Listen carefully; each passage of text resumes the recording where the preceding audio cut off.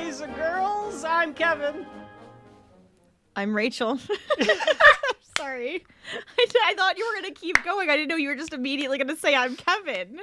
That's all I have to say, right? I think. Shouldn't you say something about good morning? Oh, I could do that. Let's try that. Let's try that as an alternative. Hello there, boys and girls, and good morning! I'm Kevin. And I'm Rachel. I liked the idea of you saying it like you're pissed that you got up this early to start. But I always got up earlier than you. I'm always have been up earlier than you our entire lives. This is true. And this is Saturday morning Shelf Life. Just like our other it's the same podcast as Shelf Life. But we're gimmicking it up for this episode, where a brother and sister team go through all things pop culture of all different types of genres, be that books, TV, movies, games, video games, sports entertainment, professional wrestling. And children's cartoons. And children's entertainment. I guess, yeah, it's more so like just entertainment, because Power Rangers isn't a cartoon. It's not, well, it might as well be. It should be an anime, honestly. It's definitely a toy commercial. Yes, so we are here today now, folks at home. There's an E by this one because I don't want anybody to get the wrong idea that this is somehow a kids podcast.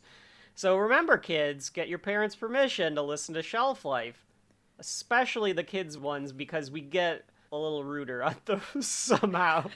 So, I don't think it's gonna be explicit, though. I don't know if you need to call it explicit. I'm gonna get pretty fucking explicit when we just put it in the description, not for children. For nostalgic adults. Yes, this is for nostalgic adults only, or man children as they're called. We're trying a gimmick because we had a lot of stuff on the list. And we were like, when the hell are we going to get to this stuff? And we were like, you know what? We need to just break this out and make it like another subsect of the categories that we're covering here on the podcast.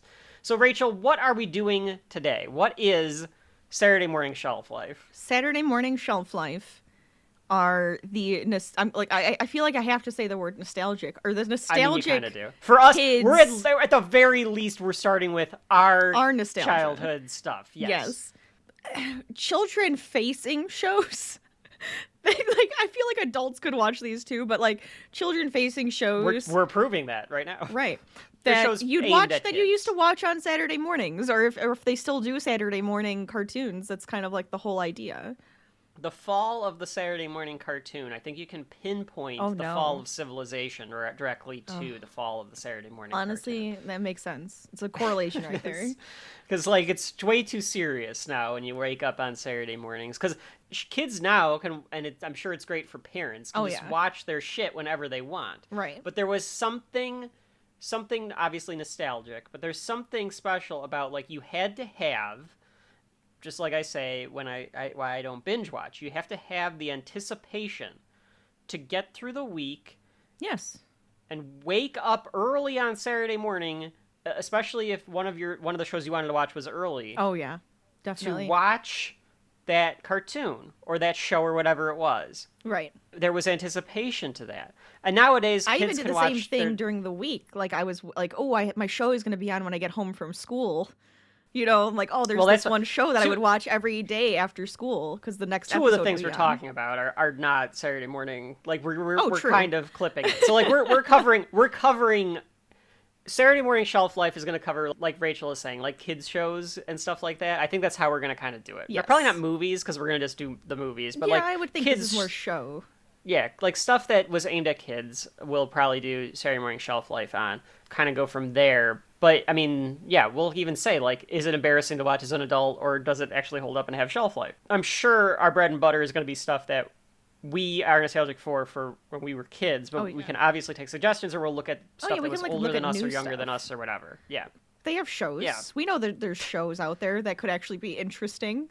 I've heard good things about Bluey. So have I. Many good things. I have a feeling that one's going to show up.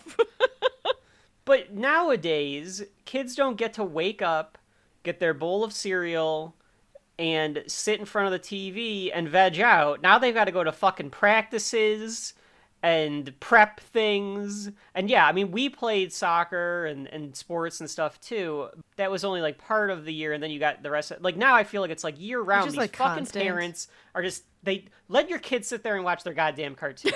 Just one time. Well, I feel like that happens a lot more often than just on Saturday mornings. I feel like it's... Oh, for sure. So and maybe they do, but it's just not at the same times as we used to. When you look at podcasting traffic, and you look at like the days that podcasts drop, the worst days that you can drop the podcasts are on Saturday and Sunday, which is why, of this course, one's coming out on Saturday morning. we came up with this on Saturday morning, at least Saturday morning U.S. time, and we're always going to do that with these Saturday morning Shelf Life episodes because we don't fucking care. No, we always go against the grain on these things. We're not trying to pull in SEO traffic like your typical bullshit artists. Podcast creators. We are the truth about this world, and we do whatever we want because we don't care whether or not the masses care or not. But Rachel, today we're starting with Saturday Morning Shelf Life. We could not decide. If you listen to the oh my god, preview, it was so hard. The volume 4 like card, we went through like what show should we start with. We could not figure out what to do. We went back. Should we do this one? Should we do that one? Should we do this one? We were just going to do one, mind you. The plan was to do one. Yes, we're doing the plan 3. was to do one. So Rachel, what are we doing today? What is up for contention to the shelf? The first episodes of Recess, Arthur, and the Mighty Morphin Power Rangers. That's correct. We're doing the pilot episodes. Now, kids at home, these are called pilots. Mighty Morphin Power Rangers actually has an alternative episode that really was their pilot. Yeah, I was going to send it to you to watch, but I was like, it's weird. It looks like Saved by the Bell. So I mean, it does feel like Saved by the Bell anyways. It has that 90s, like, teenagers. Is that a Saturday morning shelf life? I feel like it could be. I feel like that was always like a Saturday before morning. School, I would watch that while I was like getting ready for school. Yeah. So I think if you're gonna add that to the list, Rachel, then maybe that's on the Saturday morning list. Like heavy episodes of that one could be interesting. Yeah. So these are 3 television shows that Rachel and I enjoyed very much growing up. Oh yeah. We will get into all 3 of them and like how in the different ways. I think for purposes of shelf life, all 3 of them in different ways are Shelf Life selects, which is why we're comfortable doing one of each. Yes. I think what we'll end up doing with these Saturday morning Shelf Lives is sometimes they'll be Shelf Life selects. Sometimes we'll focus in on one show and do a couple of them. Yeah, I think that'll make sense. We can do Green with Evil as a Shelf Life episode. The Green Ranger. The Green Ranger. That could be its own. Like we don't need to one have... by itself. Yeah, that's like a whole trilogy, isn't it? Like 5. It's 5-parter. It's 5 parts. It's 5 parts. That's right. Jeez. Goddamn right. It was an epic. Honestly, it is. Yeah, I mean, it was something. Oh, it was something, all right. So yes, sit back, go get your bowl of cereal. If you need to decide on a bowl of cereal, you can go back into the back catalog and listen to Munch Madness 1 and figure out what cereal you should listen to based on Shelf Life suggestions. Some Cheerios, Waffle Crisp, some Frosted Flakes. You know. Have we found Waffle Crisp since then? I haven't. I don't know. Did you really? I haven't. You found it? I do. I had some this morning because I was like, I have to have the sugariest thing possible. Okay, I will. All right, all right. Now that we're Saturday admitting to this, Shelf Life. Before we start, folks at home, we're recording on a Saturday morning because, of course, we fucking are. All right, since you said you had Waffle Crisp, I had Fruit Loops. Yes, but I had the Willy Wonka Fruit Loops. Oh, weird. Which the gimmick is that it has little purple stuff on the loops that turns your milk purple. Okay. It did, and I was like, why is this the gimmick? I guess because I guess because he wears purple. I guess so. I mean, the Oompa Loompas aren't purple; they're orange. I expected like Gobstoppers or something in it, but it was like nope, or just something turns that makes the milk it like purple. make it like popping sounds or like something. I don't know. Well, whatever. But yes, I had that. So go get your cereal. Go get your almond milk-based beverage to pour into it, or cashew or oat or whatever, or you can make yourself milk. some nut-based milk beverage, your nut juice. See? I told you it was going to get filthy. We just said nut juice. That doesn't mean anything. Nobody said anything. If they're thinking it, it's not my fault. It's your fault. So go get your breakfast, go curl up in bed or sit and, sit on the couch. Become the couch potato you should be here. Absolutely. Or if it's a nice day, go sit out back, like sit on a porch or something. I do like doing that too. Yeah, figure that out. And when we come back, after a word from our fake sponsors, we will start with Recess, The Break-In, and The New Kid coming up after the break.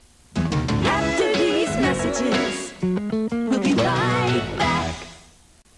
ABC Saturday mornings are going to the dogs. We can do it! We can do anything! This September, Disney presents an all-new animated series starring America's favorite puppies. This is very good! It's 101 Dalmatians. Love it! Then a show about every kid's favorite subject, recess. Cover me. I'm going in. And we'll boldly go where no kid's show has gone before. It's a doggone good time on ABC Saturday mornings in September. Welcome back to Disney's One Saturday Morning. And we're back. Saturday morning, Shelf Life. Shelf Is Life, that- is- Saturday morning, Shelf Life. We'll figure it out. We're back. It's somewhere. It's getting there. Yeah, we're back. You're playing around. So the first subject that we have here to talk about, to discuss. Now, this is the first time that we've done a Shelf Life Selects as well, Rachel. Which that's may mean, true. This is very which exciting. may mean that we can say if individual episodes are on the shelf. Because we talk about that when we talk about the seasons, when we do the whole season. That's very true. Shows. We'll have to figure out what exactly how we want to play with that. But Rachel, what we've got on hand, what's the first thing we're talking about here? We're going to start off with Recess, The Break-In, and The New Kid. Yes, the pilot, or the first episode of Recess. Rachel. Because this one, of the three, I could see this one being the lesser known of the three. Really? I think so. Because, like, Arthur's been on for 25 that's years. true. Yes. Way more for Power Rangers. Power Rangers has like 26 in some way seasons is or still 26 on. versions with 26 seasons apiece or something ridiculous. So this is the one that I could see there being a potential where like people don't know what it is. Because if they weren't kids when we were kids, then maybe you don't know what it is. So Rachel, what is Recess about? Recess is about kids at recess. Like, legitimately, that's what it is. So they are at school. Sometimes there's stuff inside of the school. Sometimes it's before recess and after recess. But it's mainly about that recess time where you get to go outside, you get to play, you get to do stuff with your friends. Yeah, the focus setting is recess. Yes. And sometimes, like, it's things that are happening at school or whatever. Right. But, yeah. I think that's a good way to put it. Now, recess in this show, I think, has that same feeling of when you were a kid and recess felt like it lasted forever. Yes. Because it's like, there's no way recess would be this long when you're watching it, but it always feels like it lasts forever. I couldn't remember how long we had recess for. I feel like it was like 20 minutes. I don't think you got that's what very I'm thinking, long. too. I feel like it had to have been like a 20-minute thing. Yeah. I feel like it was like 20 minutes, maybe 30. There's no way it was 30. any longer than that. Yeah. Yeah. Folks at home, I want to know, like, what was, or kids, I should say kids at home. Kids, Folks adult with kids at home. And folks that had recess. Well, I'm just calling everybody kids. If you're listening to this, and even if you're 80 years old right now, you're a kid at heart. That's right. Because you're listening to Saturday Morning Shelf Life. So, kids at home, let us know, like, how long was your recess? Like, how often? Yeah. Because, like, I remember when we were in grade school. It was only grade school. Yeah, I think you're right. I think Yeah. 5th grade was the last time we had recess. And you had 2 until you got to like 4th grade or 5th grade. You had Yeah. 2? It was like the I don't teacher's remember option. 2. Like we had one like before or after lunch, and then we would have one at like 2 o'clock. Like there was another one, but the one at like 2 o'clock was only like 2 o'clock was more like a study hall type of thing where you could like sit and read, or it was like indoor recess. I don't think we ever went outside for like an outdoor See, I recess remember at that going time. outside again, but it was like just your class and like one other teacher's class, and it was like probably maybe. 10 minutes. It was like Maybe. nothing, just like a little break Let them to off, like get you. get some steam off because they're like Yeah. they're dying now because of the it's like 3 o'clock and everybody's exhausted and they had food. And... They want Right. to take a nap. Their sugar rush is gone or whatever. Mm-hmm. But yeah, that is what Recess is about. I'm not going to get into all the backstory because we'll do that whenever we have a focused episode on Recess, and we do 2 or 3 Recess episodes since we're just doing the shows as is. I showed Rachel this because I was trying to find it because I was like, I know Recess was a part of... So it debuted in 1997, the fall of 1997, on ABC, and it was part of the One Saturday Morning block on ABC.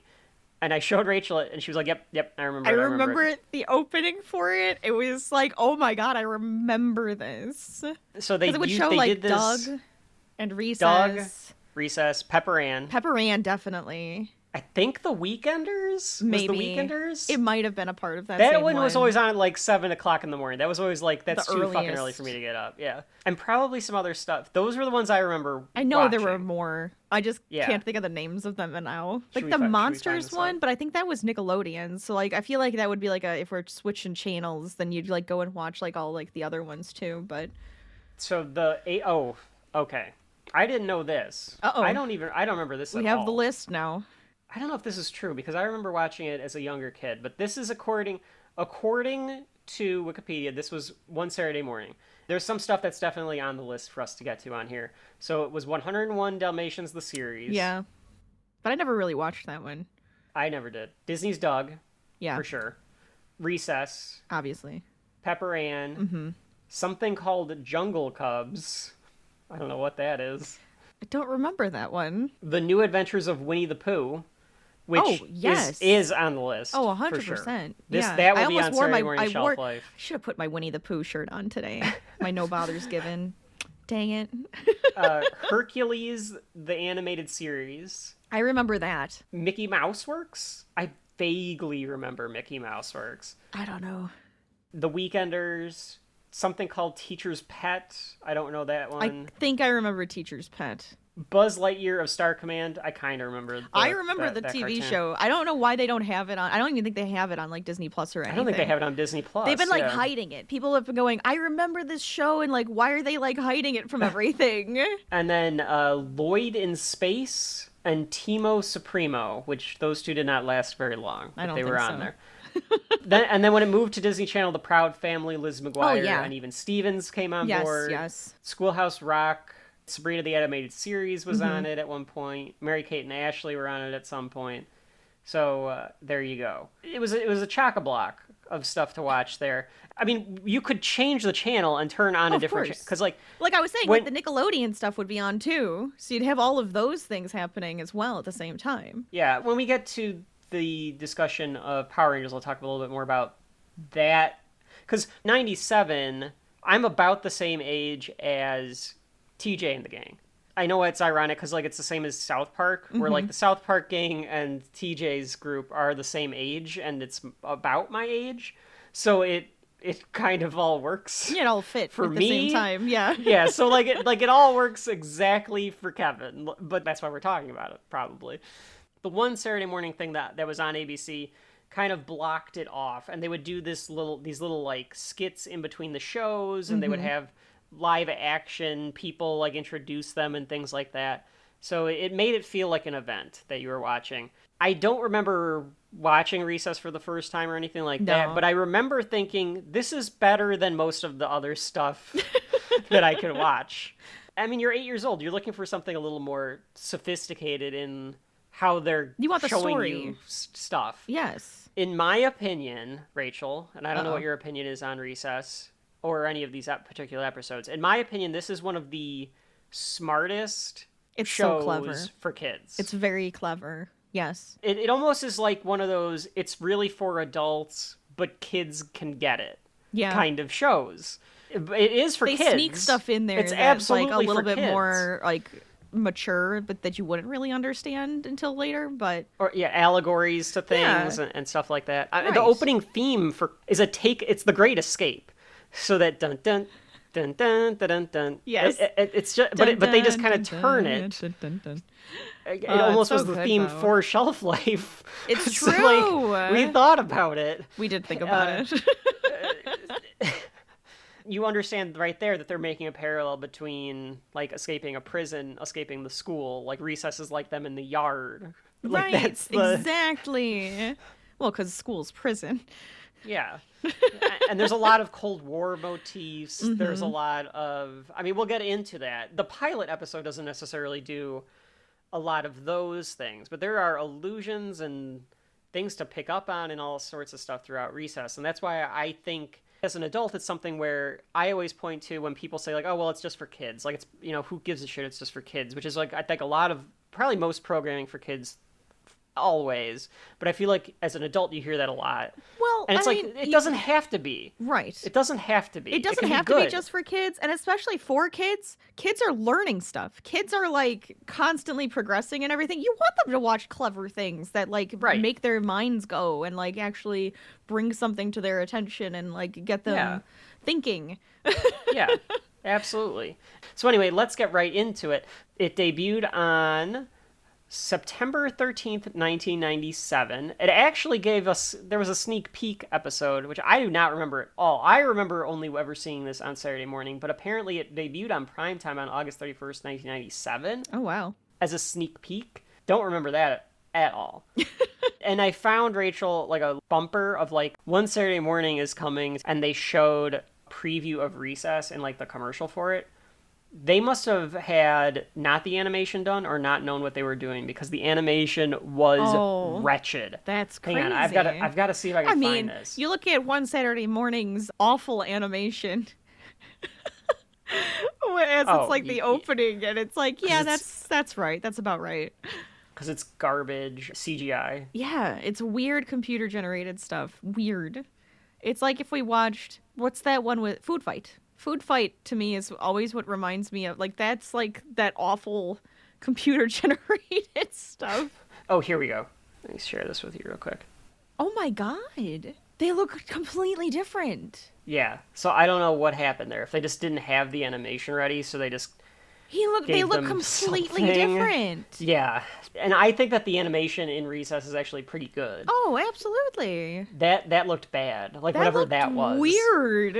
It looked that was like another world. It looked like designs, like sketches of like potentially what the, because Gretchen looked like Gretchen, but with the wrong hair color and the wrong outfit. TJ didn't Mikey even look like looked TJ. like Mikey, but Mikey TJ looked looked a nothing little like, bit like, yeah, that's it. Nothing like him, and Weird. Yeah, Vince didn't look right. It was just very odd.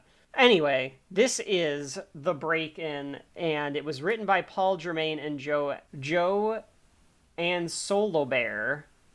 Those are the two guys that created Recess. Mm-hmm. So Paul and Joe, and their names will come up. I remember distinctly at some point the Ashleys say that if they aren't able to accomplish something, they'll end up having to go to a state school and marrying guys named Paul and Joe, and they all shriek about it. Oh, that's funny. Yes, those two guys created it. Like we said, we'll probably do more like the background when we do an isolated show with Recess, but we want to get through all three of these. So, written by them. It was directed by Chuck Sheets. Rachel, The Break-In. I was going to ask you to explain what happens in it. Do you want me to? Because, I mean, it's very short. I was going to say it's a 10-minute show, do you want me to give it a one-liner? You want me to give him a one-liner? Give it a one-liner. Yeah, all right, give us a one-liner. TJ gets detention, and they try to get him out of it so he can go to Recess. Yep, that's right. That's exactly what the show's about. So let's get right into it. The theme across all three of these shows, the Shelf Life Selects that we're doing today, great themes. And they'll get stuck in your head for days. I love these. They're so good. I truly thought about, and I'm serious, I think I'm going to download all three of them. Because they're just in different ways. Or the music. Because they get you psyched in different ways. Yes. For what you're about to watch. Oh yeah. They fit the tone perfectly for they what really do. Like, this is about a group of like little schemer kids that are like very trying mischievous to get around the rules to be able to have their fun, and that's what the Great Escape theme implies. As opposed to Arthur, which is like, we're going to learn today. And Power Rangers is like, we're going to fucking kick some ass. So, like, it all fits along, like, what they're trying to do. Right. Now, so, yes. We were talking about, like, the animation and the style. I really like the style, too. Could you explain it? Because I don't know anything about art or style. So I don't know if I'm going to be able to explain the style, like, yeah. too well. It's very drawn. it looks drawn, the whole background and a lot of like everything in the background and all of like the details back there sketched. Like you have like the Yes. little sketchy pieces that show like this is where the shadow is and all of that Yes. idea. And It looks I like it took a love long that. time. It looks like it took a Oh, long yeah. time to do. But the main characters, like all the characters themselves are like complete. They don't have the sketches on them, which is like that preview you showed me, they did. And I'm Yeah. thinking that they wanted them to stand out from the background, so they changed how they looked. Yeah. So now they're not sketched, but they're like fully completed. They don't have a lot of shading and stuff in them. It's very like clean cartoon style. But There's not I like shading. It's just how- like set in like solids and stuff. If there's a I like shadow, the- it's for drama. Yeah, but I like the colors. The colors are Like the great. way that it looks, they all kind of pop enough, Yes. but it still looks kind of like we're in this very middle USA, like, you know, kind of run-down-ish type yeah, a of, little like, bit very run-down. middle lower class type of Right. it's definitely just kind of like an average looking school. Everything's got Yes. kind of some grime to it. Yes, but the everything's colors dusty on everyone and grimy and kind of you pops. know. I mean, they have a giant jungle gym, but I mean, I feel like everybody ended up having one of those giant jungle gyms at some point. Yes. Well, next time next time we cover Recess, we'll cover Old Rusty. Oh yes. But it gives you the characters in a nutshell. I think some gum busts on Gus' face, which sounds gross. Gretchen is doing some experiments. Mikey's making a sandwich. Vince kicks a Yes. kickball. Right. Spinelli can threatens tell, like- Randall. Right, and then TJ seems to be the leader of the little group. Kind of like Yeah. having everybody do what they need to do. TJ is the optimistic one. He's so the optimistic. optimistic rebel Yeah. of the group. I saw something where like somebody reviewed it. I can't remember if it was like a formal review or was somebody online, but somebody was like, I think it was a formal review where somebody was like, what episodes of Recess are like actually kind of dark, and they're like, well, there's one where they take Recess away from them, and Oh my god. TJ is like the patriotic one who's like, well, we have to do this as like This a is civic war. duty, and Yeah. yeah. How dare you? There's one where like TJ loses his spark and they have to bring it back, and it's really sad. Is that TJ's a good boy? Is that the box that you're talking about? It might be the box. I don't know. I feel like the box is just when he goes insane. There's one where he like looks sad. I feel like I remember TJ being sad in one of these. He lost his spark for some reason. We'll have to find that out too. So once the theme is done, Ms. Finster goes to shut the door, and TJ waves at us Yes. before the door is shut, and the episode starts as well, which I like because it gives you the dynamic between Ms. Finster and TJ just in the opening. Right. I love Miss Finster's character. Do you The want to drawing explain her? of her character. You want to explain her now, or do you want to explain her? Oh, when we she can comes wait. up? We can wait until Okay. she shows up. Okay. Because I have in here a couple of times have Rachel explain the characters for all three of Like, these shows. Describe them. Yeah. So the episode begins with red bubbles looking like lava, and it turns out to be tomato surprise. soup. It looks gross. Like, why is it bubbling? Like, it's not It's bubbles tomato as in like it's surprise. hot, but it looks like fizzy. It's gross. Well, Gretchen describes it as being acidic. yes. So, like, what is in it? What did they do? What Like, 'cause then it- combination is this? It means it's not just tomato soup. It means it's like something else. Yeah. Well, it's a All surprise. right, kids. Like, the lunch lady does look Like a- kind of like Lunch Lady Doris, so you can kind of do Lunch Lady Doris for the lunch lady here. It's true. Due to budget cuts, I have tomato soup and orange juice combined in here for all your needs. The whole purpose and like the start of this show is them being like, we're getting like crappy food. So I mean, even that is just like a commentary of kids are fed like crap when they're You at school. really 'cause- are, though. Like, I can remember the tomato soup days and the greasiness of the grilled cheese. Like, I can, like, feel it. Like, I rarely ate at school. I usually brought a cold lunch. it was soggy. And then you'd have this tomato soup, and it just felt like there was a line of grease on the top of it. That's probably why I stopped eating their food, and I started That's only because we bringing need food. to cook for 300 of you little bastards.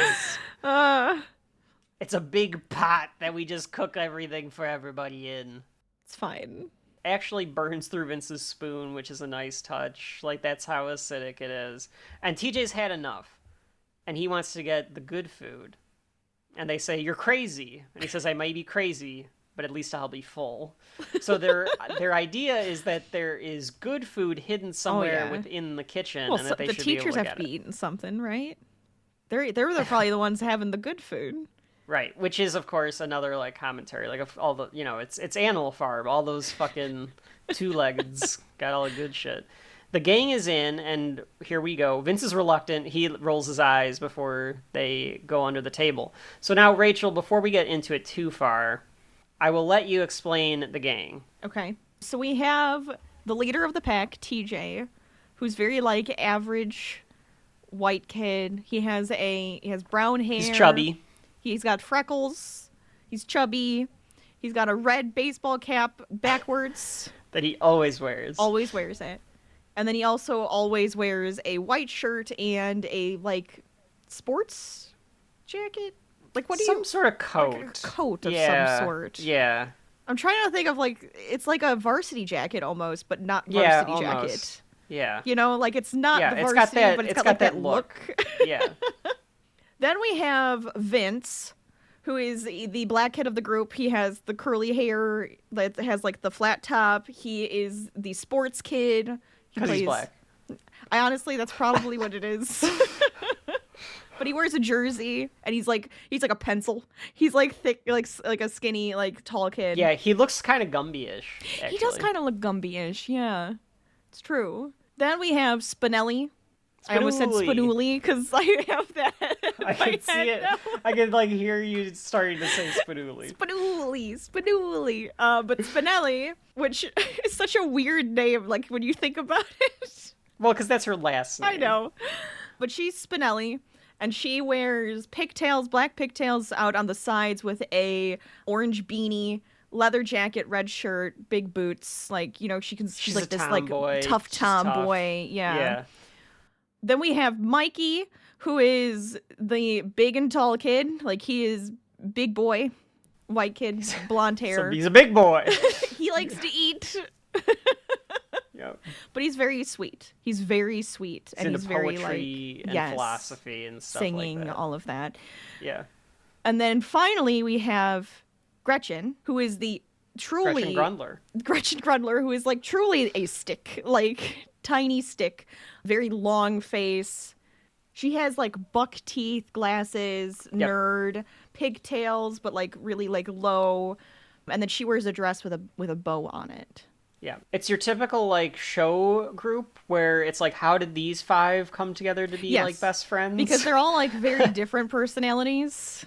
I feel like it's you know what though? I could kind of I feel like see that it, happens though. I feel like you could justify it by saying they were friends when they were little.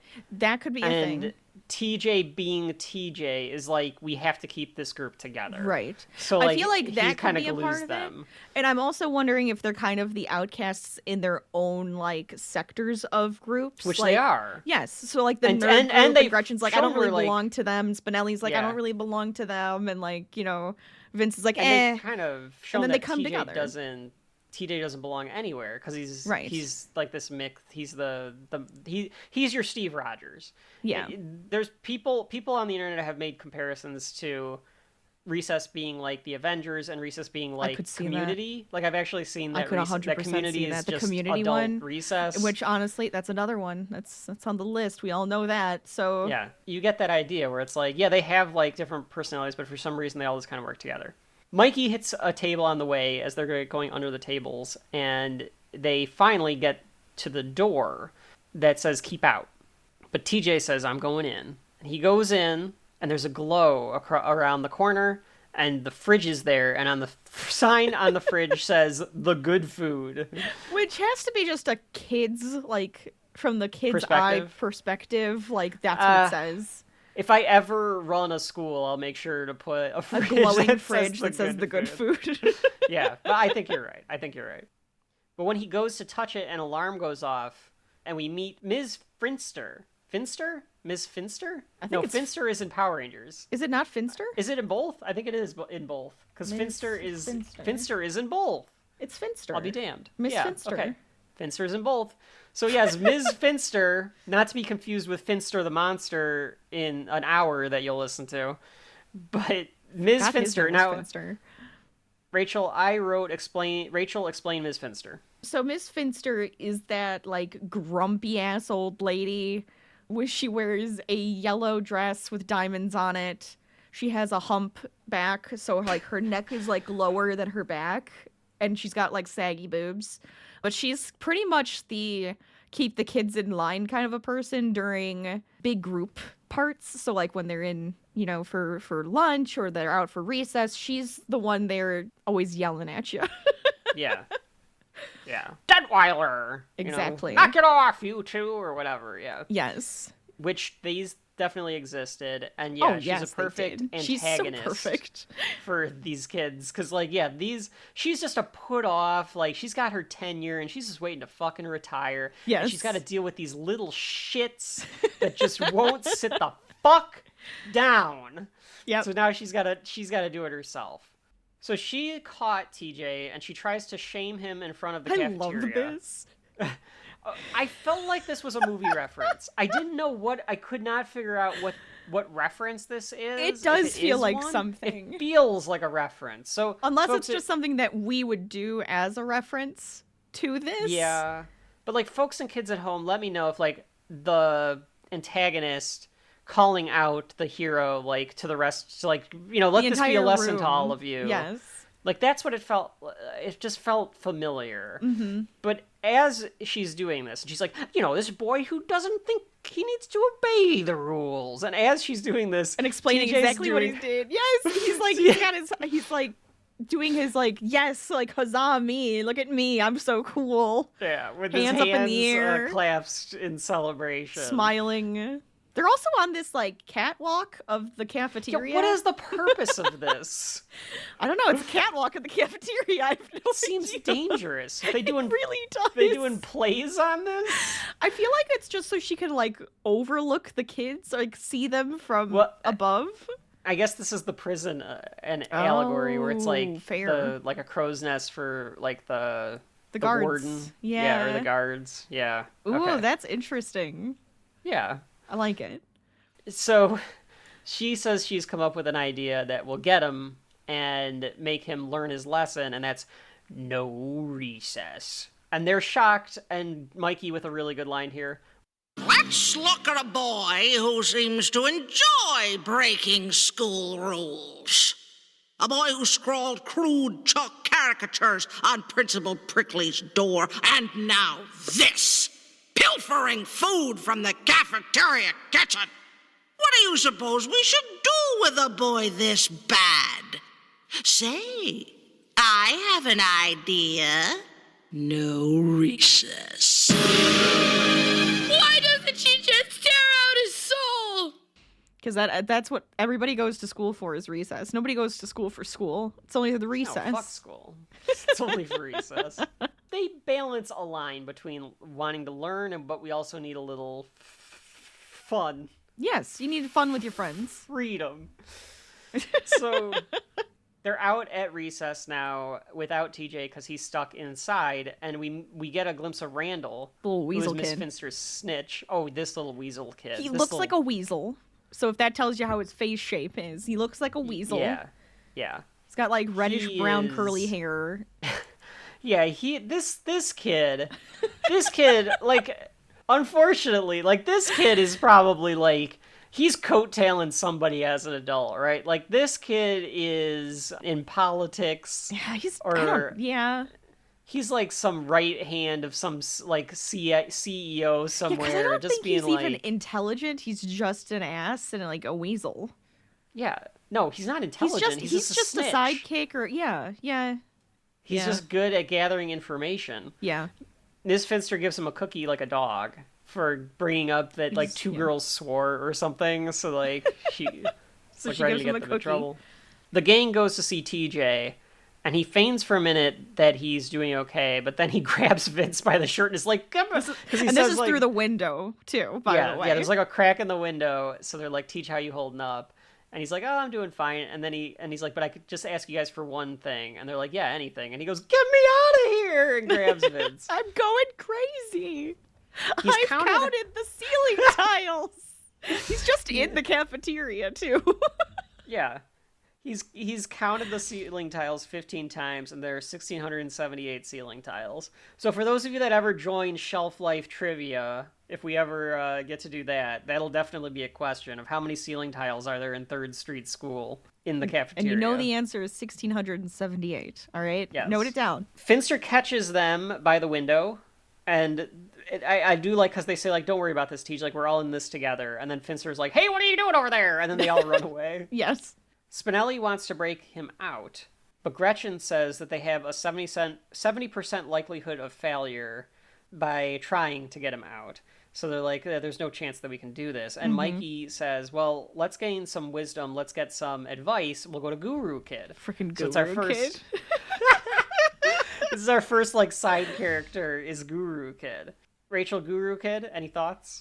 Doing meditation. He's essentially Mowgli. He does kind of look like Mowgli. Yes, he does. He's doing like a meditation. He's got his legs crossed and he's got his hands in like the Om symbols. And I was curious. He sits and I'm in the still flowers. Curious if the kids and folks at home can tell us, did any of these side character kids exist on your playground? Because I do not remember having a Guru Kid, a swinger. I mean, the swinger, people would swing, but like I don't know if they swung every day. Diggers, a king of the playground. I feel like there were like the kids who would go to specific parts of the playground every time. Mm-hmm. But I don't know if we ever like gave them nicknames. We always played football. Yeah. That was always like our thing. Yeah. But I was pretty generic like that. I wasn't digging into a hole. No. I was really good at spinning the merry-go-round. So like my friends and I would get on and I would spin it. So it would be really fast. I remember that. And we would play like the tetherball and stuff until it broke. So the Guru Kid, as Rachel said, he's sitting there. He's like a he's a guru. What you would call it? Yeah. So he's got like some he's like a thing meditation. Like he's name. like doing And Mikey asks for advice on how they can get TJ out, and he says, "Consider the bumblebee. Alone he is worth nothing. But with fellow bees, he is a swarm and makes honey." And Gretchen and Vincent Spinelli just stare at him. Like, what and Mikey's like, the hell is that? it's the kind of advice that you would get like on the internet nowadays if you just kind of went to these things of like people just kind of making analogies. Yes. Mikey's like, "No, don't you see? We're the bees. We can't do it alone, but with help we can get TJ out." Yes. And they're like, actually, that would increase the potential for success. Right. Yeah. So Mikey thanks Guru Kid, and they run off. And then another kid comes up and asks how to get an A on his spelling test or something like that. And Guru Kid starts by going, "Consider the bumblebee," and then it fades away. Do you think he just has a different analogy each day, and he just uses it for everything? Maybe, yeah. So he's like, today is the bumblebee, and then tomorrow it'll be something about something else, and I mean, clearly it's like you take what you can get from it. Yes. So it's like, it doesn't matter what this guy real. says. You're gonna interpret it however you can. Exactly. Because this kid could interpret it. Oh, okay, I should ask for help, and I need a tutor, and get a tutor. Yeah. Yeah. They go to the Diggers. I've never been fond of the Diggers on Recess. There's They're something weird about the characters. Diggers. I don't. And like they look them kind of either. mole-ish. They do. They look like moles. I think that's the point. But I'm not a big fan of the Diggers either. They're really annoying twins. And maybe maybe that's actually why. I don't know if are they revealed to be brothers at some point or just friends? I can't remember. Are they just friends? Because I always thought they were twins. I don't know. We'll have to find out. Oh my one day. God. One day we'll have to get back to that episode because now I need more. Don't look it up. They have a sign that says China or bust, and they look like identical twins. They have hard hats on. The one has a mask. The other one has a scarf, and they're just digging holes. Oh, and they wear goggles and gloves. There you go. Our group asks the gang, I'll just call them the gang. The gang asks the Diggers for their help to go through the foundation of the school into the cafeteria and dig TJ out. Yes. Which, as 8-year-old kids or whatever they are, because I think they're in 3rd grade, so like 8, 9 years old. Sound logic, you know? Yeah. Yeah. It's obviously not going to work. Right. And then the Diggers start to kind of fight about it, and then they realize it's going to be too dysfunctional, so they just move on. Right. They go to the swinger kid. So She's swinger a little girl, aviator kid. You know, she's Yeah, she's got aviation hat on and goggles. I think it's supposed to look kind of Amelia Earhart. Yes, I would think so. 100%. Her goal always on the show is to swing over the top of the bar. Yes. She Like, wants do to a swing full over the loop. top. Yeah. I can't say I ever did a full loop. I still would. If it were socially acceptable for me to go on a swing, I would still go on a swing. Swings I think are it's a fun. fun little, it's a fun thing to do. I agree. I think I'm Swinger going to go get my kids- own swing and put in the yard. Nobody can stop me that's then. right. Yeah. Try and stop me, you I'm bastards. an adult. I can do whatever the hell I want. That's right. I'm going to put up a swing and I'm going to swing on it. The swinger kid is trying to go over the top of the swing set. I don't know exactly what the plan is here. How they're going to get swinger, like what they're expecting. I don't know what Swinger she Kid would to do. Yeah. But before they can even ask her for help, she flies off the swing set and she injures herself. Yes. I think Mikey just says that she likes adventure. So, like, yeah, she'd be so up she for might helping. be in for it. Okay. Yeah. And then she just hurts herself. Then, and I don't know how this group is going to help, but it's building this world. Like, that's the whole objective of this episode, is like build this world so that you can see the different dynamics of like all these different types of kids. Yes. They go to the kindergartners. The kindergartners kindergartners. the kindergartners on recess are, because little kids are this way, Oh are my always God, little kids are portrayed as crazy. little like savage, like, Yes. Tribal, Scary. like cannibals. Like Oh, they're no, portrayed they are as 100% cannibals. the cannibals of this show. Yes. Because they pretty much go to like kill them and eat them. Yeah, as all little kids are. In fact, I think when they poke their heads through the brush to the other side where the kindergartners part of the playground is, they have one kid tied up on a pole and they're dancing around him. Yes. So there's an older kid is tied to a post and they're dancing and they're covered in like paint and ripped clothes and screaming and yelling. And Gretchen actually tries to get their attention with tinfoil. Yeah, like a British explorer in the African jungle. She's like, "Look at the shiny metal. If you help us, we'll give you the shiny metal." I do like that a couple of times in this they just go back to a few kindergartners just staring at her, not Yes. saying anything. Yes. It's a good like beat of nothing each time they go back. It's hilarious. kind of good. And they just And then blink. They're blinking they at her. they stare at the gang for a minute and then they go, "Let's eat them." And then the gang has to run away. Yep. So So then you can't really trust finally- the kindergartners. It's No, very and- hard to get in on their No, side. you can't trust the kindergartners. You can't trust any kid that's that kindergartner age. God, no. Evil little brats. Terrors. All of them.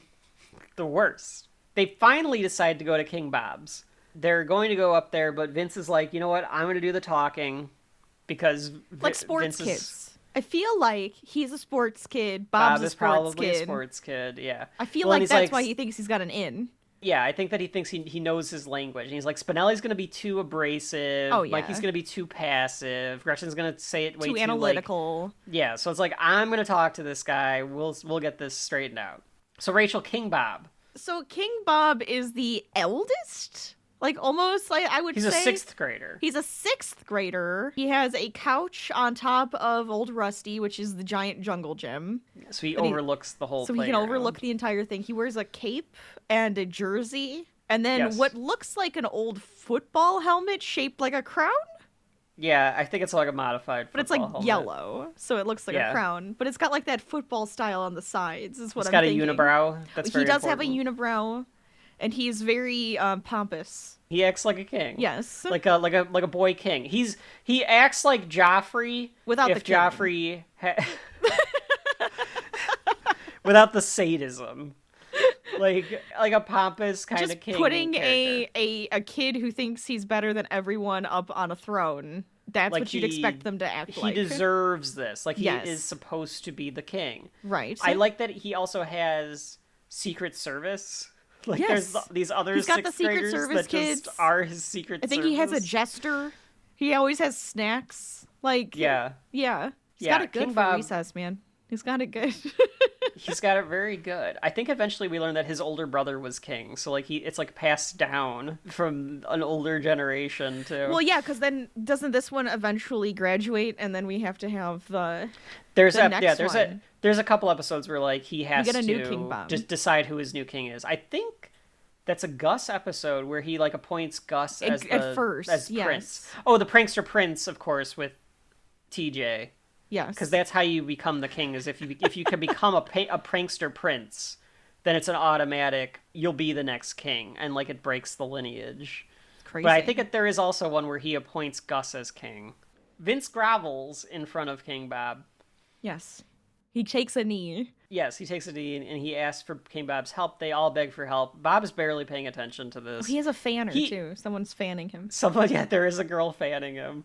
He almost sits like Joffrey on this throne. He's got like one leg up on the end. Yes. Like, you He's do very, get that. he's very Yeah, comfy. in the no kind of thing. Bob laughs at them. They all laugh Because- at them. Because they're like, we need your help. And he's like, of course you need my help. I'm the king. I have a very heavy responsibility. I need to keep these first graders in line. I have to make sure they don't get too uppity. Because like one is just like standing at there. the base of Old Rusty. And he's like, get that first grader out of here. He's just standing there, and like his minions like Get that drag cat him out of the away. way. And that sixth graders need to be treated with respect. And I can't worry about some dumb kid. And Spinelli can't take it anymore because she can't take the pompousness of it. Goes nuts, tells him off, tells him to go fuck himself. Pretty much. And that, you know, she pretty you much think- does. You rule over the playground like some big shot. I'm gonna kick your ass. She says, you are just some dumb kid. Yes. And Vince is like, you can't say that. Like, we're gonna get, like, thrown in jail or something. Right. And Gretchen's like, well, actually, she is correct. Bob is a kid, and he is pretty dumb. And then Mikey agrees and saves it a bit. Yes. By saying, we're all just We're all. some dumb kid. Yeah. Your mom calls you some dumb kid. Like, this is like some dumb kid. Yeah. Corn Chip Girl is there for some reason. Yeah, why is Corn Chip Girl there? I don't Wait know. a minute, you're right. She's just there. I don't know why Corn Chip Girl is there, but she's just there. Is she some sort of special liaison for Wait, where is she? for the crown? Yeah, I What don't the know hell why. is she doing up there? I don't know. That's so random. I don't think I realized that. She's in for just that, like, one cut. Yeah, for no Anyways. apparent reason. I guess they just needed a character. They could have had the fanning girl. Yeah, why say didn't the it, but fangirl say anything? I guess she's a fangirl. She's not allowed to speak. She just fans. She's literally a fangirl. She's a giant fan of I keep wanting to call him Sideshow Bob. How dare you besmirch your King Bob's name? Calling him Hello a clown. there, children. I'm King Bob of the playground.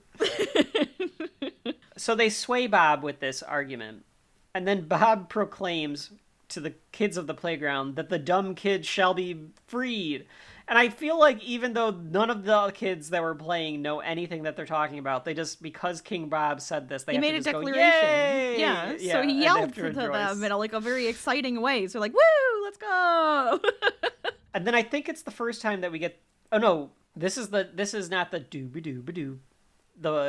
They're doing a plan music. This is just a variation on da da da da da da Yes. da da da. Yes, as they because it do becomes this. like this whole thing now. Yeah, so a plan is devised, the theme is playing. The swinger girl gets the kindergartners to the room by swinging a rope to the top of the school. Yes. And then the kindergartners climb it. Yes. And then using upside down girl, she pulls them Down like yeah, they use like the monkeys that you would put together from yeah, like the barrels of yeah. monkeys. Yeah. They do like that, and they like lead her downwards so that she can like unlock a door. Unlock a door so that Yes. the gang can get into the cafeteria to Right. get TJ out. Now, Gretchen, though, of course, is using the tomato surprise to break destroy the the lock on the door so they can get into the cafeteria. That's right. But TJ is gone when they get in. That's right. All that's left is his jacket and hat. And he got himself out. So we don't know how he did it.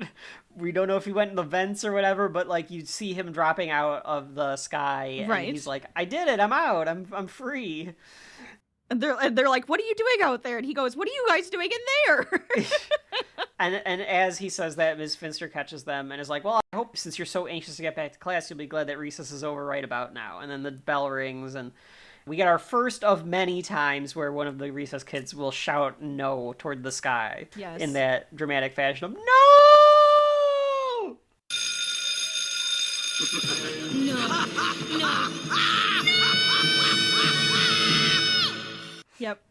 And that was TJ's chance for that one. As they leave for the day, they tell him that they're sorry that they weren't able to get him out, and he's like, well, that's okay. And You they did tried, and everything that's what matters. They tried, and that's what matters. Like, you know, you have friends that like spent their whole recess trying to get you out of detention so that you could go to recess. They're like, actually, it was kind of a fun recess. Like, we got everybody interact with all like these- together, and Yeah. and then they go, what And then- happened to the diggers? Yeah, then the epilogue is the diggers. They dug to China, and the kindergartners Oh, but a in kindergartner China, class in China. Yeah, and which they're you the talk about same. vicious. Yep, Oof. they're the same. We're all the same, folks. We are. Those The kindergartners go and kindergartners- try to eat the diggers. Yes, and that's the end of the break-in.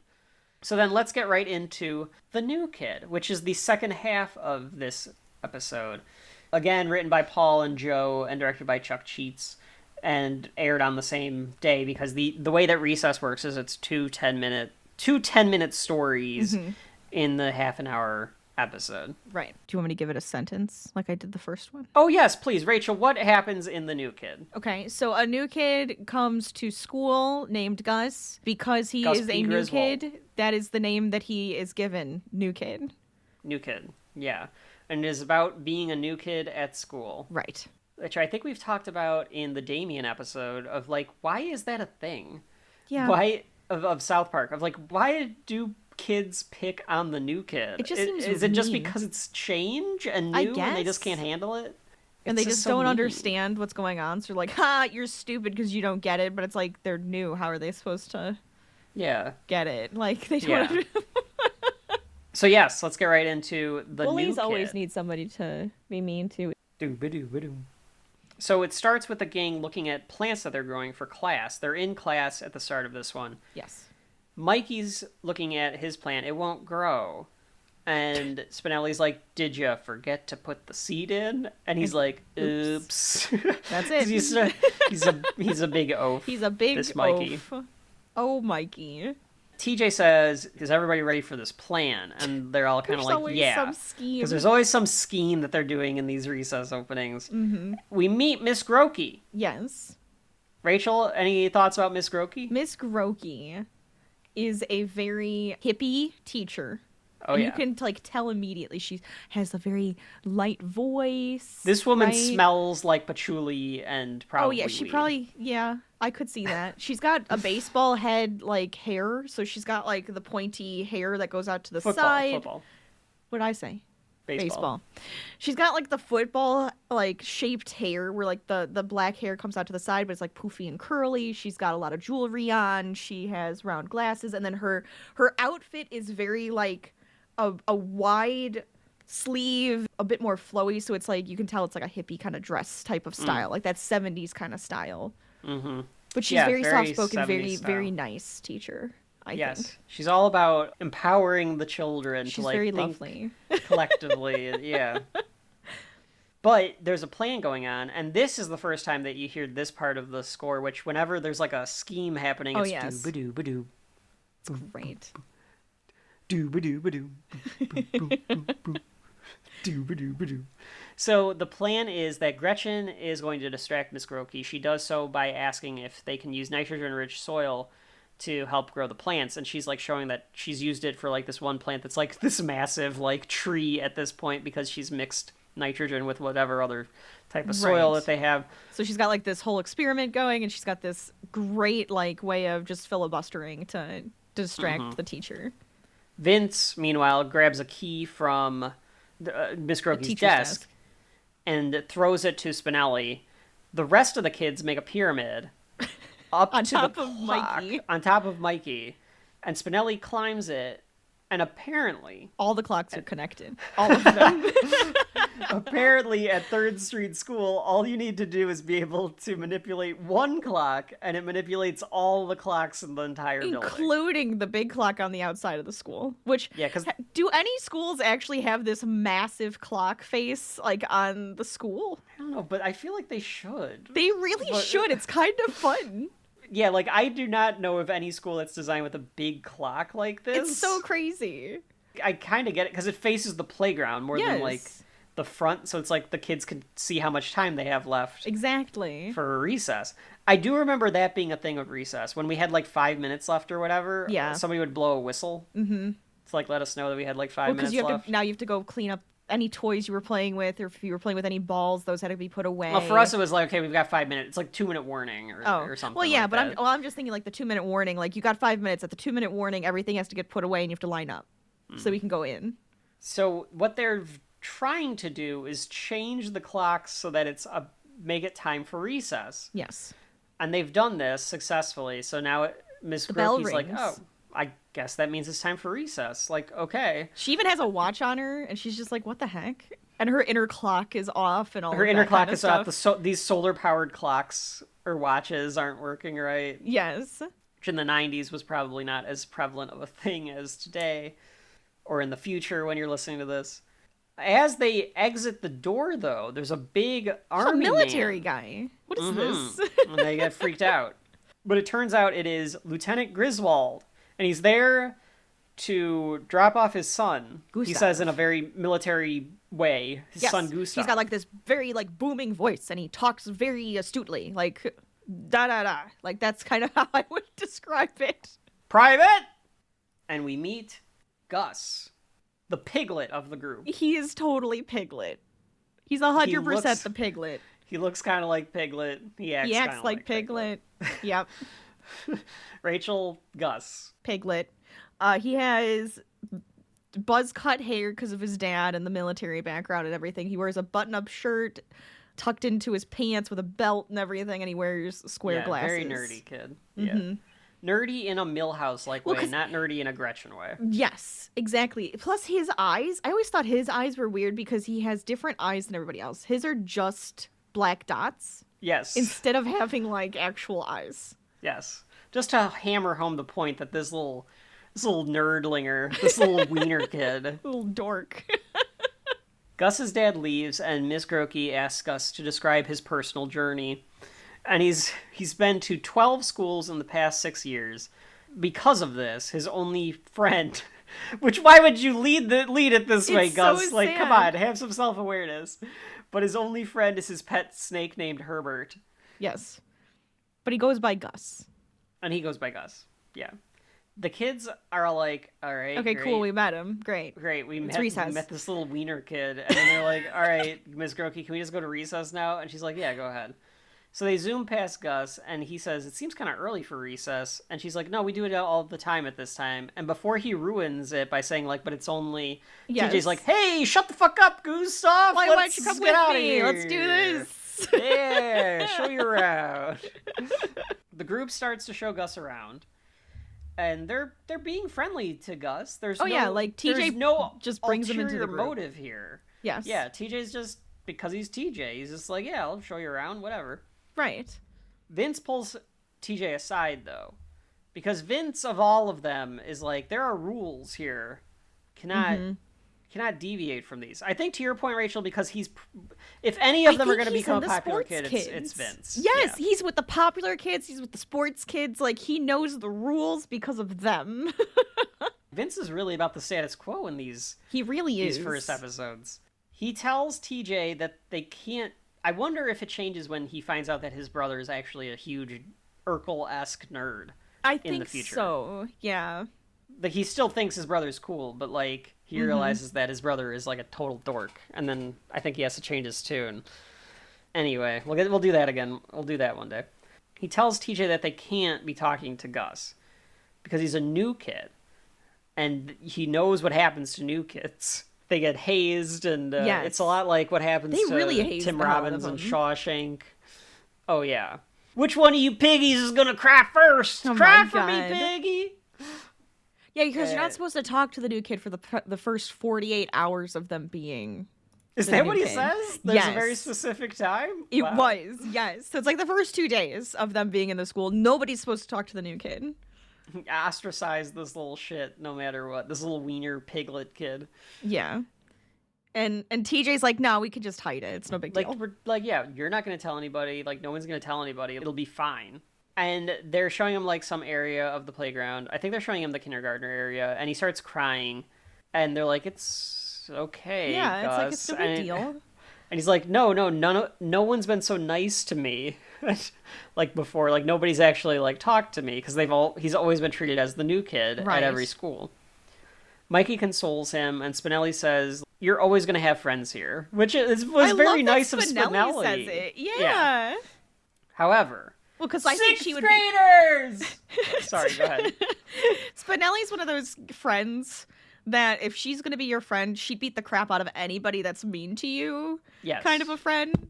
She will be the one that sticks up to you if anybody's She wants being to fight mean. somebody. Oh for yeah, sure, she's like, though. I'll fight someone. Who do I have to fight? Yes. It's the Ricky Vaughn in Major League. You want me to take him out back and beat the shit out of him? Yes. Like, that's... Spinelli would be asking if you want that to happen. Bob's caravan comes by. So he's got a caravan with him. It's his armchair, his sofa.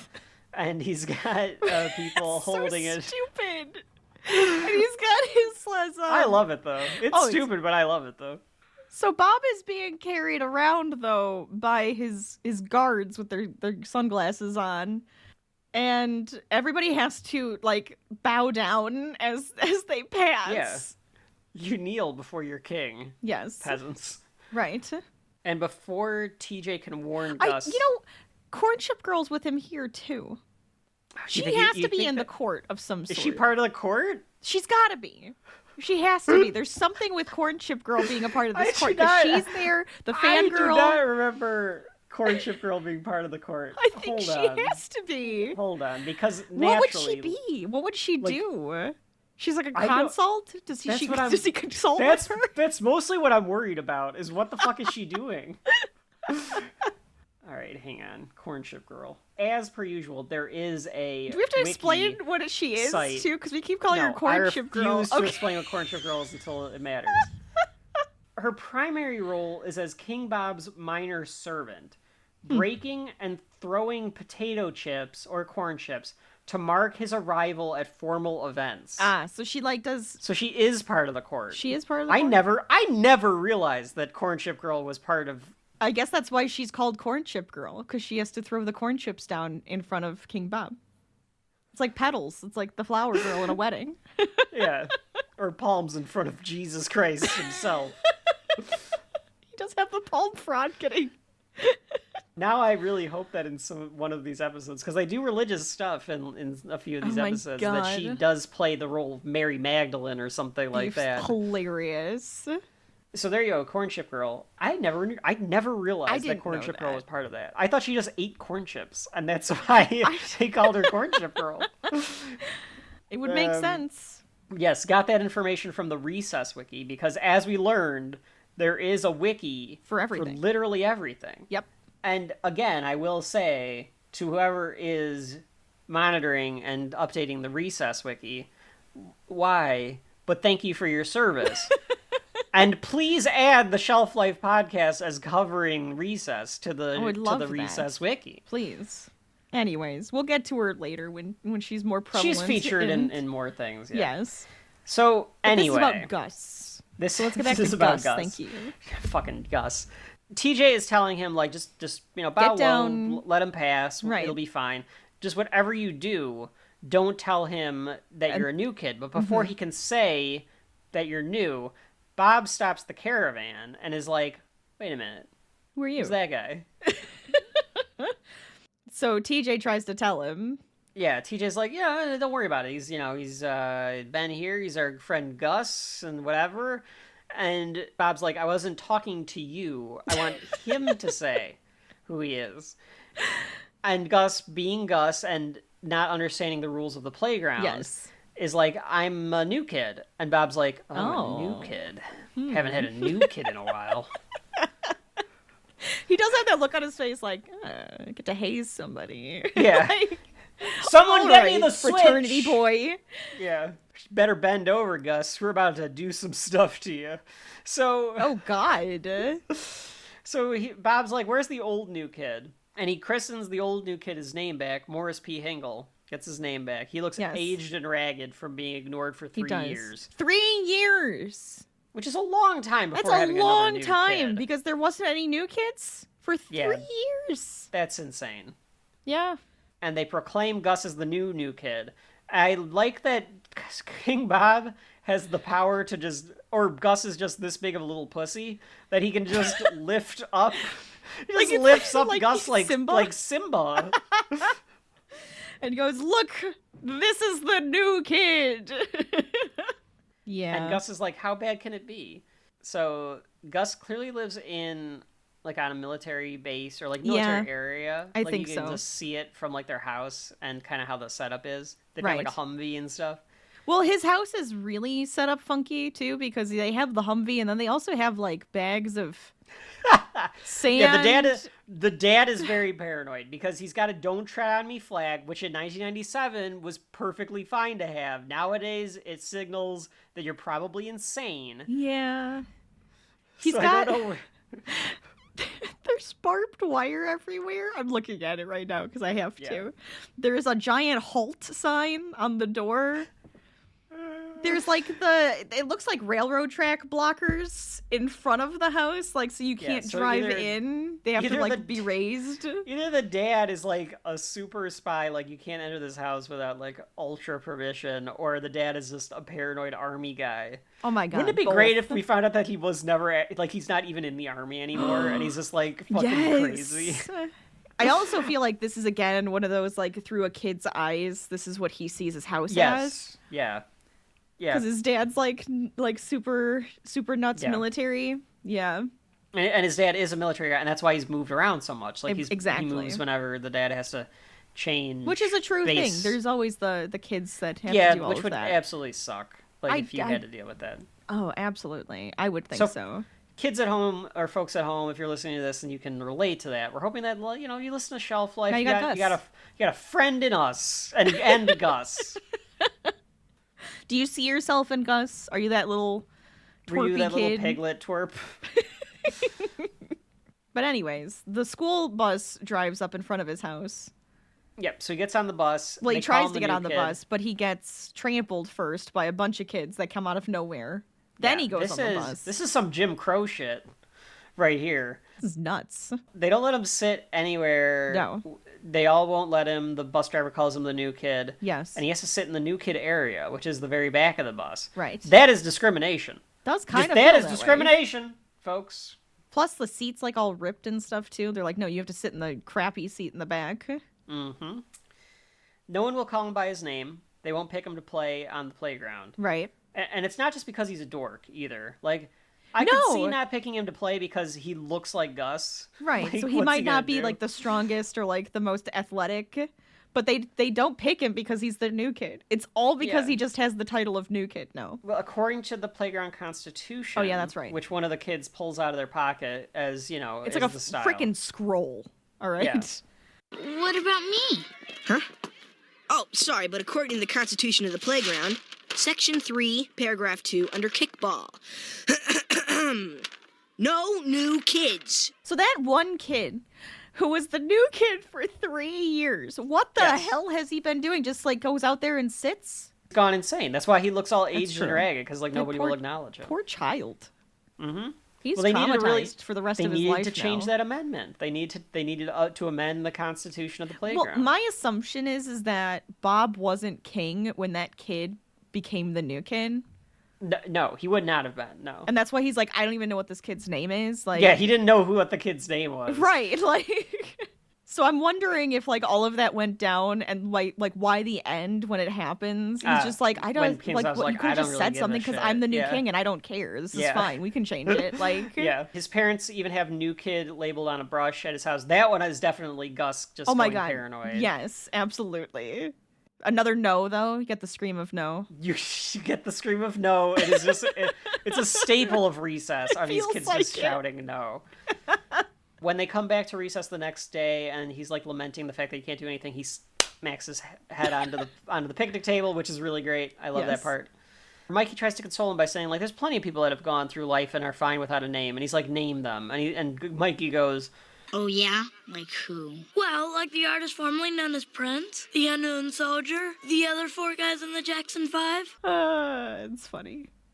Gus thinks he'll shrivel to nothing, and Spinelli is like, I'm starting to get annoyed by this kid, because he's just so, like, mopey and shit. Yeah. And they're like, well, Spinelli, think about it. How would you feel if you were being ostracized on the playground? And she's like, she's probably like, I would just beat the crap out of anybody who tried to ostracize me. But that's like, you, Spinelli. That's you. You have the spunk for it. TJ's like, maybe we can help him. We'd have to pull some favors. And he's like, maybe even some kids would just do it because they, they just want to do of that. Their hearts. Yeah, they'll want to do this. And I like that TJ doesn't even remember his name. He's like, what's his name? Like, yeah, because it's like, well, now I have to stuff. call him New Kid. I'm not allowed to say his name. So we get another doo-ba-doo-ba-doo plan here. They're all on walkie-talkies for their plan. Operation Blue Stuff is go. Fat Man and Little Boy are I love that so names, much. Which, of course, for those that don't know, that's the names of the bombs that were dropped on Hiroshima and Nagasaki, were Fat Man and Little Boy. So that's was it the really? reference. Yep. Oh, that's a horrible reference. But I just thought it was funny because, he's the big guy and he's the little one. But now I feel... No, because that's what Recess would do, though. It was very Mystery Science Theater in that way. It would just drop in references to 20th century... To stuff. To history. To different things. It's very interesting, but it's like, that's a hard one. They call him Gus at the bus stop. Yes. The bus driver calls him Gus. Blatantly call him Gus. They're just like, hi, Gus. Gus. Yeah. It's like then that lady called me Grinch. Like, they're really sticking it in there. They all call him Gus on the bus. They changed a billboard to say Gus. They bring out the red carpet for him when they get to school. Yep. Vince has all of the school kids chanting his name. Right. There's a big sign that says 3rd Street School welcomes Gus, which I think is the first reference that we have of 3rd Street School being like where the they name. Go. Yeah. They made a statue of him like Saddam Hussein. And he thinks maybe he does have a name now. But then as he's like happy that he has a name, 6th graders come again, and it's King Bob's Caravan approaches. They tear down the statue just like Saddam Hussein, and then they scatter about the playground. Right. And Gus is like, come on, you all know me, like you're gonna like not let me be like you literally just did Gus. this, but because the 6th graders are around, now you have to change your tune. Like, come on, this is ridiculous. And I like how TJ and the gang kind of put it back on Gus. And they're like, how would we even know your name when you don't even know who you are? Yeah, you're not acting like you're like acting like what everybody's projecting on you, the new kid. Yeah, you're acting like how you want everybody Stand up else for to yourself, act. kid. Poindexter. Hi, Gus. Hi. I feel like Gus would beat the crap out of Milhouse, honestly. Well, don't let him play dodgeball, that's for sure. That's for sure. That episode is going to be... That's going to be a hoot. That's going to be like a 2-hour episode on a 10-minute segment. It's going to be I feel so like. good. The stout one. I should make him dance. I guess we should explain that. Do we Rachel have and I have to, been or can we quoting... just keep No. I'm just saying we have to explain that you and I have been quoting Recess for 25 years or whatever. So, yeah. Yeah.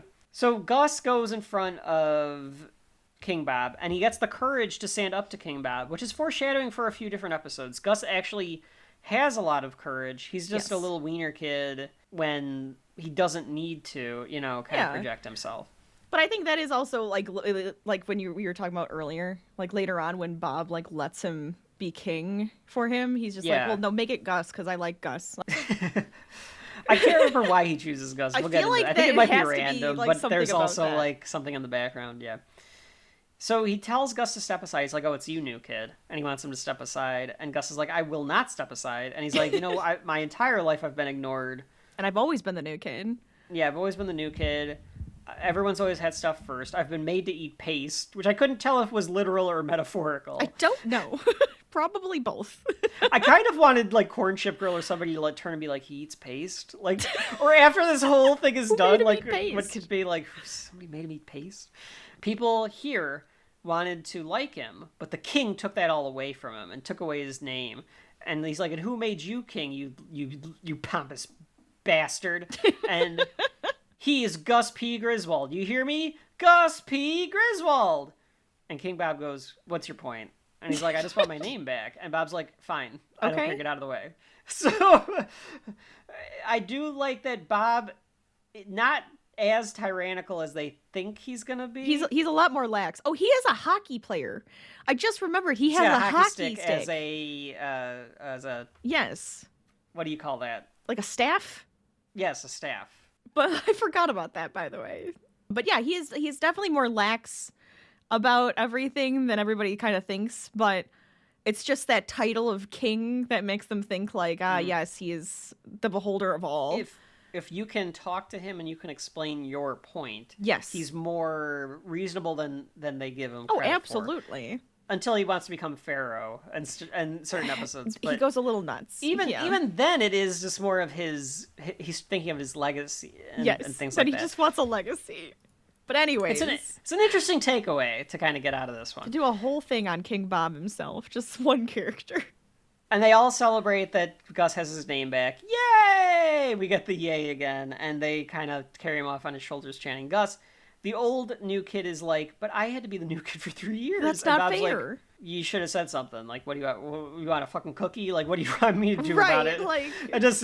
And that ends the show. That's like my point too. Is like he says this, and it's like, yeah, because this Bob was like, I don't even know who the hell you were because I became like the king within that time period, and you should have said something. Yeah, say something. I'm not as big of a jackass as the one that graduated. And that is the end of the first episode of Recess. Gonna go get a snack after this. Rachel, it's a Shelf Life Selects. So you can say, what did you think about the show? But you can, it is within your power right now, to say if either of these segments, or both, have shelf life. So Rachel, what did you think of Breakin' and the New Kid? Do either of them have shelf life? I don't know what to say to this because all of Recess has shelf life for me, period. Yeah, sure. There might be some that don't mixed in, but I like all of it just... Would you go back and watch these two? Would you go back and watch these Would segments? I? Of course. Okay.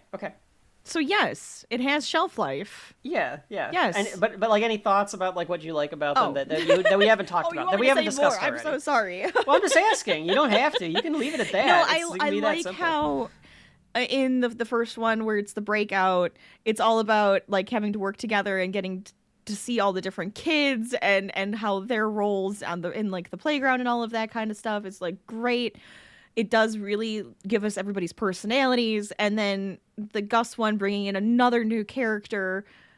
I guess I kind of like seeing it now as an adult looking back because it is definitely through a kid's eyes in a lot of the scenes. And I kind of like seeing that part of it and like picking that out a bit more as an adult. There's just something like a bit more whimsical about that too. So it's kind of like fun to see, oh, this is what the kids are thinking when they're like the new kid. This is how it feels type of thing. Yeah. So it's kind of fun. And I think it has like a lot of good lessons. A lot of these have good lessons in them. Yeah.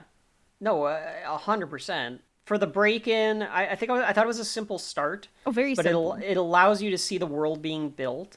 And I like it enough. It's not, neither one of these is like one of my favorites, top 10, 20 episodes of Recess, which I'm sure we'll do. Oh God, are we going to have to do old that and gray? Now? Oh, great. We'll be old and gray by the time we're doing that. But of course we're going to do it. We'll have to make milestones. Like every time we hit like a milestone of shelf life, we might have to do like, we haven't said if stuff's on the shelf yet or not, but like here's our top 10 episodes. Oh, I think that would be fun. We should do that. I like it enough. I don't know if I would necessarily seek this out. But it's not like I'm skipping it. No, I wouldn't skip it. That's the thing. Yeah. And New Kid, I think it's a fine little message, like you said. It brings Gus into the fold. It sets up a lot of future stuff. And it has a lot of the tropes that become part of Recess in it, which I like as well. When it comes to Recess is on the shelf for me, I think. These episodes, somewhere in the middle for me. But, you know, it's not that it doesn't have shelf life, so by default it kind of does. But it would end up being somewhere in the middle for me, I think. Yeah. These two particular stories. I agree. There's definitely ones that stand out and are like my favorites. Yeah. Oh. So. I mean, this is just weekend one of Saturday Morning Shelf Life. That's right. Gang. We're going to do way more of Recess for sure. But that is the first episode of Recess. When we return, it's after school time to grab a snack, get your juicy juice, get your bongos to learn and play together, because we will talk about the first episode of Arthur the Aardvark. Because I say, hey. Hey!